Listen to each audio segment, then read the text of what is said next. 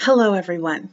This is Lace talking about what has to be what I'm calling the day of juxtaposition. By the way, it is indeed a good day to have a good day.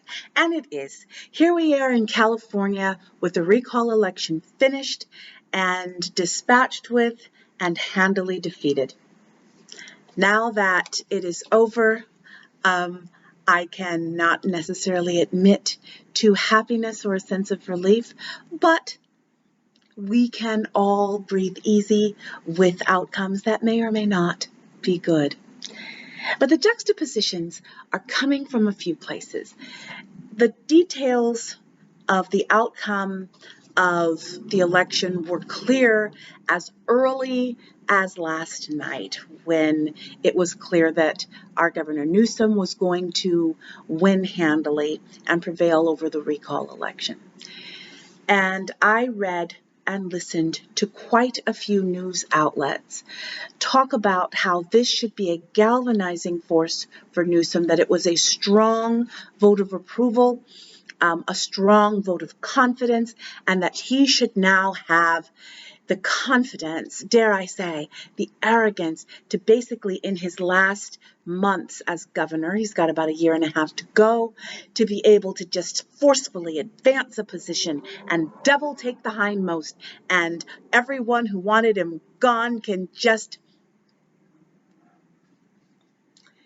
At the same time, I was listening to all of this about the aftermath of the election. I was reading, or rather rereading, the book by Terry Real, where he talks about the winning strategies and the losing strategies. And between the juxtaposition and the synergy between the two, I could not help but think that the California recall election was one big case study in winning and losing strategies. I am rereading the book, but there is a cheat sheet in the back, and it talks about the winning strategies and the losing strategies. And I could not help but immerse myself in these last night. The 5 losing strategies, for those of you who don't know, are the losing strategies that will almost guarantee that you do not get what you want. And if you do get what you want, that you will lose the relational in the process, which is another way of saying you won't get what you want. The 5 losing strategies that we are to avoid in our racial justice walk and in our personal, dyadic, and small group relational positions are these: needing to be right, controlling your partner, or in this case, controlling the situation, unbridled self-expression, retaliation, and withdrawal. And we saw all 5 of these losing strategies in sharp relief during the entire year of the recall push and then finally of this election. Needing to be right and controlling the narrative cost the state of California as much as $300 million. It's small potatoes, not with a B, with an M. $300 million. Now, I realize that that's a small amount for some of you. I mean, and nowadays that's about a half a tank of gas in San Diego County. But in actuality, $300 million is a whole lot. Brought on by people who were unhappy about the election that happened in 2018 and wanting to redo it. And that's something that California is going to have to look at. One of the things that California tends to do when they don't like a policy or a legislation is they don't advance in a normal or a civil fashion. What they do is they try backdoor channels like recall processes. There have been numerous recall processes in the state of California. Only one was actually successful. That was the recall election that forced Gray Davis out of office and put Arnold Schwarzenegger in office in his place. And now this one, that was an unsuccessful effort. But regardless of the success of the effort, the amount expended is staggering. And when we look at that, when we look about the amount that's spent, whether in actual dollars or in metaphorical dollars, whether in terms of the civic square or in our personal and social lives, it makes a huge difference. At what cost do you want to see your agenda or your position advanced? Is it going to be a scorched earth policy? And even if you prevail, are you ready to deal with the ramifications of your actions? As I'm talking to you about the 5 losing strategies, and I'm talking to you about the ramifications of the California election, something else needs to be thought of, and that is the 6 elements of an integral act. And the 6 elements of the integral act, the very last one, the one that I tacked on to Stephen L. Carter's 5 elements of an integral act are you ready to live with the ramifications or the consequences of your act? If you are not willing to do those things, then it probably is not an act of integrity and should probably be thought out or rethought or put aside altogether. I do not think that the people who started the recall process either had a full understanding of the cost that it would take to the citizenry of the state of California, or if they knew, they didn't care. Every single time I think of this, every single time I think of the idea that there are people who are not vaccinated in the state of California because funds were diverted. Those funds didn't just come from thin air, and no one budgets for a recall process. So it's not as though the state of California's budget had $300 million in it, waiting for someone to decide, I want to try to press the reset button and subvert a democratic process, which is what a recall election is. We need to make sure that what we are doing is worth the overall cost. And so often it isn't. So often it isn't in our dyadic lives, in our lives of friendships, in our lives, in our racial justice lives. The needing to be right piece. Governor Newsom didn't help himself with that expensive dinner in Napa, but that expensive Napa dinner became an issue because the media helped it become an issue on the one hand. And that's something else to think about too, that you had bad actors over here trying to disable or diffuse or overturn an outcome, but you also had media outlets giving them perhaps more oxygen than they deserved. And I think that when I look at the losing strategies in racial justice walk and in my own personal praxis, I have to think about that. How much oxygen am I giving a given issue or a given element of my walk? And that is something that people really don't want to think about.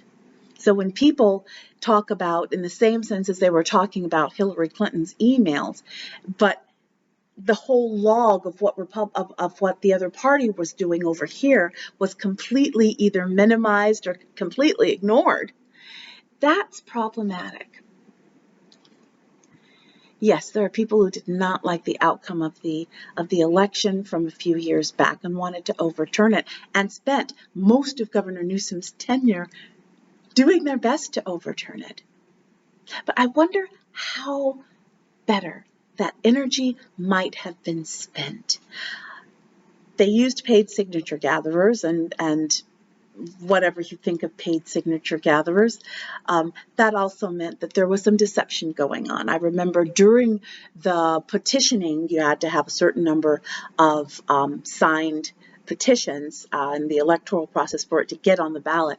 I remember passing by so many of them, and the Secretary of State writes it up. So you can't mess up too much the actual document that you may or may not sign to turn it into an actual ballot initiative. But the people who were selling it at folding card tables in front of Target or in front of Albertsons, well, they could say what they wanted to, and they did. And one of the losing strategies is part of unbridled self-expression.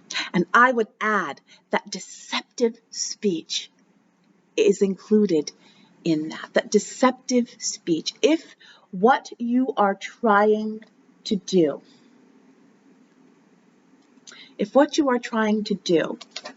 means that you have to obfuscate or go side door or out and out deceive, then you need to think about that. And in our racial justice walk and in our personal dyadic walks, we have to think about that too. If there are things that you're nudging a little or fudging a little in your relational walk, that is worth deep interrogation. If I cannot speak clearly and plainly and call a thing, is it worth saying? Is it the only way that I can have my position advanced or feel that I can be heard is through backdoor or side door messages, or by pulling a bait and switch, or any sort of anything that is not 100% transparent? If there is any opacity, then it needs to be rethought. The fourth losing strategy that I want to talk about here today that was shown in full display was retaliation. Retaliation is always going to be the death knell for dyadic and group relationships and in organizations and institutions. It is a sort of perverse justice. One of the things I talk about a lot is exactly that, offending from the victim position. The people who lost the gubernatorial election a few years back felt victimized. They felt that they should have gotten more than they did, that they should have won. And one way to thwart Governor Newsom, and no matter what you think of him, and like I said yesterday, he's probably not someone I'd want to have a beer with, but he is advancing policies that are on the main decent for the marginalized people of California. And even when they're kind of makes me squint a little, makes my molars itch a little, it's better than anybody else on the ballot. And no matter what I think of Governor Newsom, I'm glad he won the recall. But when you're looking at that, Terry Real talks about the three things, the offending from the victim position, the perverse communication. I want you to feel as badly as I feel. And I want you to think about that in terms of electoral politics and in terms of policy setting, both on a legislative and on a corporate level. If the whole idea of a policy is to make someone feel terrible, is to make someone hurt, is to harm them, that's retaliation. Whether for actual or perceived slight, it doesn't matter. One of the non-negotiables of full respect living is that we do not offend from the victim position, that we do not go tit for tat, and that we do not forget proportionality. Even when consequences are warranted, they are never to be worse than the harm endured. Let me say that again. And that's something that needs to be remembered both in an electoral process, in grassroots organizing, in racial justice and other kinds of social justice work, and in our dyadic and group relationships. Is it proportional? And are you taking undue pleasure from the act? That's a big one. That's a huge one. Are you shouting with glee? Are you rubbing your hands like a cartoon villain at the idea of someone being harmed, of someone getting theirs?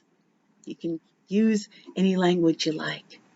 But if there's any element of that, then that also needs to be rethought and perhaps set aside. Passive aggressiveness is also a big part of it. People used a lot of reasons for wanting to recall Governor Newsom, and Governor Newsom didn't help himself with that damn dinner. But a lot of the reasons were disingenuous. We want liberty. Liberty to what? And in the last year and a half of COVID, we want liberty not to wear masks. We want liberty not to have to abide by CDC regulations. Here's the thing. Whenever people talk about freedom from having to do something or freedom to do something, that tends to end when it harms another person. And as we have seen, when it comes to COVID, the people that have been hurt first and worst have been marginalized people. And the same people who have not wanted to vaccinate or to wear a mask or both are the first ones who are demanding the absolute best care with the absolute highest priority when they or their loved ones get sick. And in the terms of the passive aggressiveness here, basically saying, I want the freedom to make what may be a funky decision, but I also want freedom from the ramifications and the consequences of my actions. We can see this in the COVID response, but we can see it in other things too, such as some tax policies that Governor Newsom was championing, some of the other policies that long range would have good effects of the people of California as a whole, and particularly marginalized people in this state. And the fact that people had a problem with that, enough to spend $300 million for that, is something worth talking about and bringing it back home to the issue of race. What are you willing to spend 300 million actual or metaphorical dollars on in order to advance a funky position of your own? One of the things that Terry Real does, because we adapt Terry Real's methods for our purposes here in terms of dyadic relational walking and also in terms of groups and racial justice. One of the things that he asks when he's talking to couples is, do you want to be right or do you want to be married? And sometimes that's the binary. And when we're talking about racial justice, when we're talking about living out ethos and praxis, a lot of times, another thing that Terry deals with is the idea of individuality. I am the exception to the rules. Everybody wants to be the exception. Everybody. I love being the exception. I love being the only person who knows about this particular lipstick. I like to tell myself that I'm the only one that knows about it, but apparently they made about 1 million of them. Shh, I'm not as individual as I think. I'm not as unique as I think. And therefore, I probably don't deserve the carve-outs and the exceptions and the accommodations that I think I do. And my not getting the accommodations that I feel that I am due does not constitute harm. In the same way that my wearing a mask, even though I'm double vaccinated, does not constitute harm when I walk into the coffee shop on University Avenue. I'm keeping the cashier safe. I'm keeping my fellow coffee goers, coffee house goers, coffee drinkers, the people who are in there drinking coffee with me. I'm keeping them safe too. Yay! It doesn't harm me to wear a piece of fabric, except of course for my lipstick game. But I'm willing to sacrifice that. It is the same thing when we talk about our racial justice or our social justice walks. What are you willing to sacrifice, and is it as big a deal as you think it is? Those are the two questions that I ask myself all the time. What am I being asked to give up or set aside, either temporarily or permanently, towards the goal that I say that I want and being the woman that I say I want to be? Because sometimes you can't have it both ways. And I am not going to punish anyone because of my frustration or my activation or my trigger response. Leads us to the fifth losing strategy, withdrawal. And this is a cautionary tale for both sides of the recall election equation and for both sides of our racial justice walk, both for people who may be on the wrong side of the issue or the wrong side of history and people who may be on the right side of the issue and of history. And it's this. Withdrawal can come from two things. One, you feel that you lost, you wave your white flag, and then you slink off into the night. You can do that in a number of ways. Passive aggressively, you can do that in a, well, I didn't want it anyway, and then they go off and they're either nursing their wounds or they're planning their next attack, which is sometimes what you see in withdrawals. And it makes me wonder what's going to happen in the next year or two when the same people who funded the recall election, well, what else are they going to do? What else? What other plans do they have up their sleeve to sabotage not just a governor, but an entire state, an entire assembly, an entire state senate, and also stymieing regional and local boards? Nefarious actions, and particularly for the purposes of Lace on Races, we have seen since February, one nefarious act can have thundering repercussions. The ripples in the water spread far and wide, and they are more durable than you think. It can come from one of two places: resignation or retaliation. Or one more, because we're going to eventually talk about the winning side. Withdrawal can come from winning, can come from prevailing, because now you can be very top down, right? Well, I won. There's nothing that you have to say to me. These people have absolutely nothing that we, as the state of California or as Governor Newsom would say, that we have to consider. We don't have to think about their perspective at all. And while it is easy to do that when people make funky moves for funky motives, it is worth our effort to unpack what they were asking.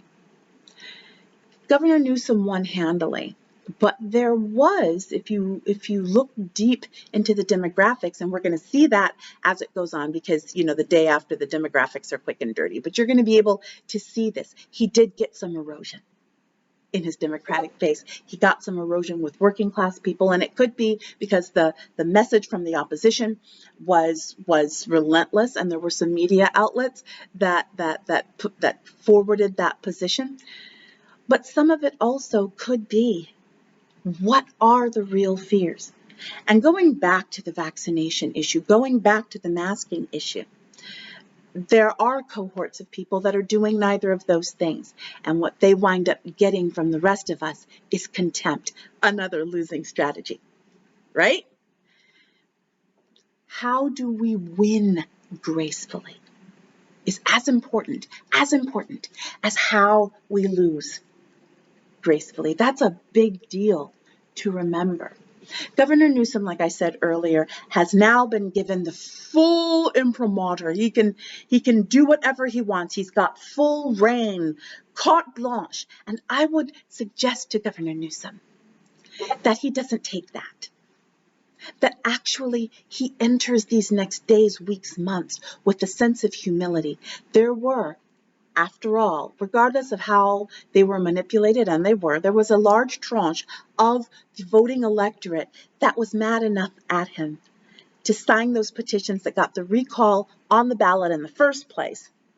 And while he won handily, he didn't win everybody. There are some people who are not pleased, and we can dismiss them and minimize their concerns and just say that they're butthurt. But they'll be back in the next midterm election come 2022, and they'll be back in the next election in 2024. We need to really look. We need to be careful not to pander, just as for a long time, every single time a given party won, the media would go and say, let's look at these tranches of people and see what they want, because they're the most important people. They are an important population, but they are not the only population, and not even the most important. But that doesn't mean that their concerns should not be listened to. I think one of the great ironies when it comes to progressive politics, anything to the left of traditional republicanism, is that there are significant slices of the population who do not believe that the people whose platforms are for them that will benefit them are actually for them. And they consistently vote against their own interests. And there was a minority opinion, yes, but a significant minority opinion in the state of California who voted against their own interests when they voted for the recall. They are not to be just poo-pooed and set aside and looked at with side eye and contempt. They are to be considered. When we look at these exit polls, some of the things that we're going to see is that people did not feel listened to by Newsom. They didn't feel listened to by Newsom's party. That's something to look at, and especially when we're looking at it through the lens and the angle of race. We have to be able to understand people who are not fully with us yet. We need to be able to stay in the car with them. When it comes to legislation and other kinds of policy, both grassroots and electoral, in our offline lives, such as our work lives, our church lives, our family lives. And we need to look at it when we are doing intentional social justice and racial justice work. We cannot write off any population, and contempt is a way of writing them off. I refuse to do that. The 5 losing strategies.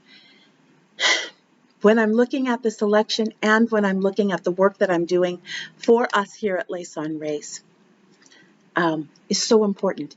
In the next video, we're going to talk about the 5 winning strategies and how they can play out in the public square in grassroots or electoral politics, as well as with our work here at Lace on Race and in our platonic and romantic even, but our dyadic relationships and our relationships in small groups. It's going to be a great segue into talking about the winning strategies and how they have application and relevance in every single part of our lives, from the public square to our kitchen table. Stay tuned. In case you liked this, let me tell you, like it, share it, feel free. I'm having a really good wood day, so share far and wide. We are on Twitter. We are on Facebook. We are on YouTube.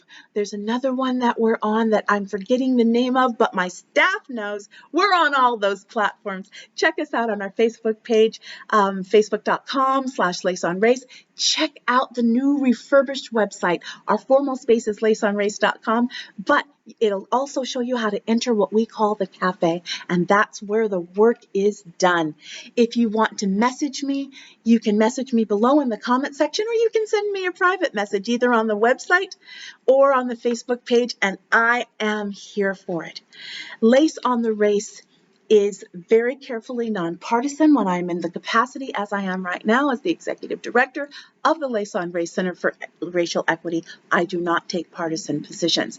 I can speak about the race and about politics, and I do. I can speak to generalized principles, and I do. So if you like more of this, like, subscribe, follow, depending on what platform you are. Hook up with me in a message. I'll walk you through everything you need to know. It only gets better from here. And the race is only the election is only going to get more intense as we move into the midterms in 2022, having losing and winning strategies under our belt so we know what to do and what not to do, how to be, so that we can advance the position and the mission statement and the North Star of Lace on Race, lessening and mitigating the harm endured by Black and brown people, perpetuated by white people and white supremacy. All of these things are so important, and we do it all right here. Thanks so much for listening. Can't wait to talk to you all more again. Bye.